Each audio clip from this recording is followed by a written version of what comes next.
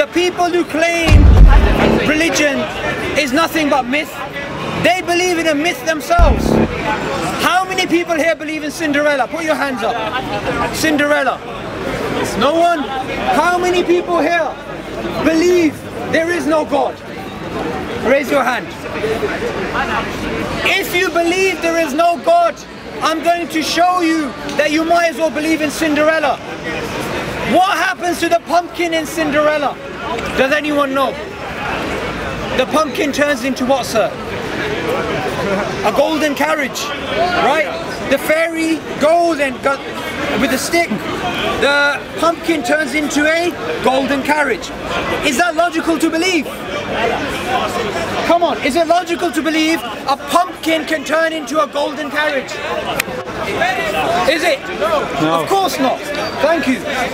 So, if a pumpkin cannot turn into a golden carriage, which has wheels, which has alloys, which has a shape, which has a dimension, which has a symmetry, we'd never believe a pumpkin can turn into a golden carriage. How can we believe that this universe, with its physical, chemical, biological laws and their diversity of life, including the fact that we can think, is a product of chance and came by nothing? How can we believe that? In fact, not even nothing. If someone was to believe it's a spaghetti monster or a pumpkin, that would be more logical. How is it that people who we think are intelligent, who have the title professor or doctor, they are making a claim which is more illogical than Cinderella? And they think religion is a myth. Now let me explain it from the Islamic perspective. From an Islamic perspective, there is a creator. The creator is one. The creator is nothing like the creation. And the creator is the only one worthy of worship.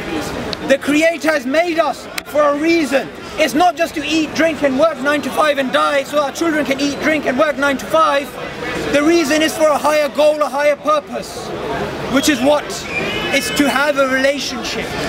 We as human beings, our life, the quality of our life is based on our relationship. Our relationship with who? Our parents firstly. Our relationship with who? Our spouses. Our relationship with who? Our relationship even with the environment. Even with the trees, even with the ants, even with our creator. So what Islam teaches is what? Morals. The moral behavior towards the creator, the moral behavior towards each other, the moral behavior with the environment. This is essentially all it teaches. And what does it teach?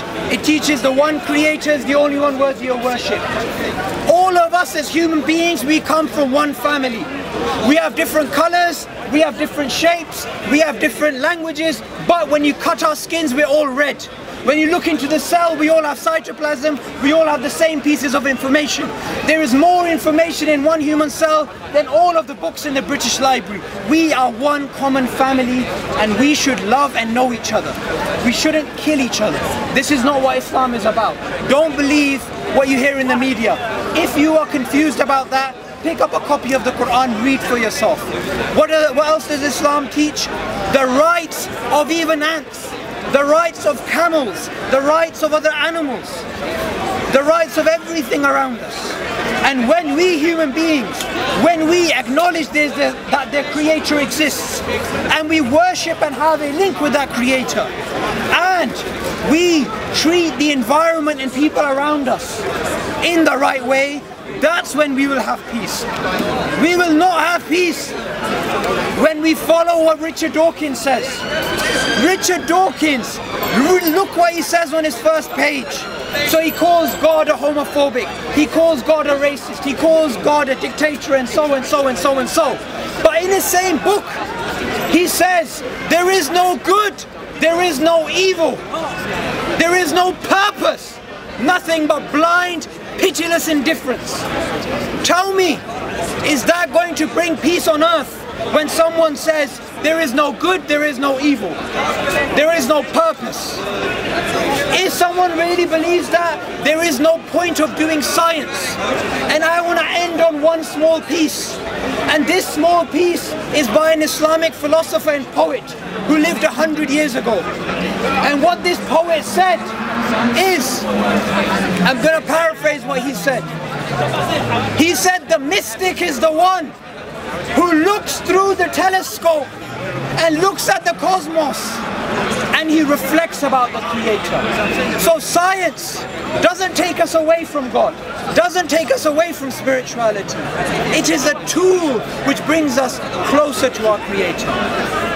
What I want everyone here to do is to come, take a small copy of the Quran. Take it from me as a gift, a fellow human being on earth, and let me promise you one thing. You read it, you will never believe the same things you believed before. You will look at the life from a different paradigm. I promise you that.